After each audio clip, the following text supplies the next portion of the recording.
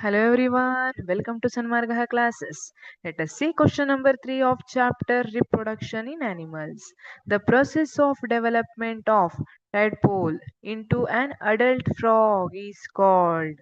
ಇಲ್ಲಿ tadpole ಇರೋದು adult frog ಆಗಿ ಡೆವಲಪ್ ಆಗೋದನ್ನ ಏನಂತ ಕರೀತಾರೆ?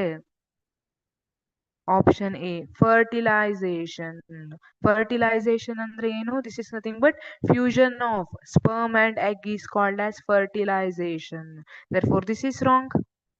ಸ್ಪರ್ಮ್ ಮತ್ತೆ ಎಗ್ ಫ್ಯೂಸ್ ಆಗೋದನ್ನ ಫರ್ಟಿಲೈಸೇಷನ್ ಅಂತ ಕರೀತಾರೆ. ಫರ್ಟಿಲೈಸ್ ಆಗಿ ಝೈಗೋಟ್ ಅನ್ನ ಕೊಡ್ತಾರೆ, ಝೈಗೋಟ್ ಇಂದ ಎಂಬ್ರಿಯೋ ಫಾರ್ಮ್ ಆಗುತ್ತೆ, ಗೊತ್ತಿದೆ ಅಲ್ವಾ? ಅಲ್ಲಿ ಇನಿಷಿಯಲ್ ಪ್ರೊಸೆಸ್ ಏನಿದೆ, ಸ್ಪರ್ಮ್ ಜೊತೆ ಎಗ್ ಫ್ಯೂಸ್ ಆಗ್ಬೇಕು, ಅದನ್ನ ಫರ್ಟಿಲೈಸೇಷನ್ ಅಂತ ಕರಿತೀವಿ. therefore this answer is wrong. Option B metamorphosis. Yes, metamorphosis is right answer. Metamorphosis is nothing but development of tadpole into adult frog, or ಇಲ್ಲಿ transformation of larva to adult through some drastic changes. ಅಲ್ಲಿ drastic changes ಅನ್ನೋದು ಬಹಳ important ಇರ್ತದೆ, ಅದನ್ನ metamorphosis ಅಂತ ಕರೆದಿರ್ತೀವಿ. C regeneration. No, this is wrong. ಇಲ್ಲಿ regeneration ಅಂದ್ರೆ ಏನು? ಈಗ ಯಾವ್ದಾದ್ರು ಕೆಲವೊಂದು ಸ್ಪೀಶೀಸ್ ಏನಾಗಿರುತ್ತೆ, ಕಟ್ ಆಗ್ಬಿಡುತ್ತೆ ಅಂತ ಇಟ್ಕೊಳ್ಳಿ, ಆಕ್ಸಿಡೆಂಟ್ಲಿ ಕಟ್ ಆಗ್ಬಿಡ್ತು. ಆ ಟೈಮಲ್ಲಿ that each pieces grow into new individual. Every piece ಏನಿದೆ ಅದು ಹೊಸ ಇಂಡಿವಿಜುವಲ್ ಆಗಿ ಗ್ರೋ ಆಗ್ತದೆ, ಅದನ್ನ ರೀಜನರೇಷನ್ ಅಂತ ಕರಿತೀವಿ.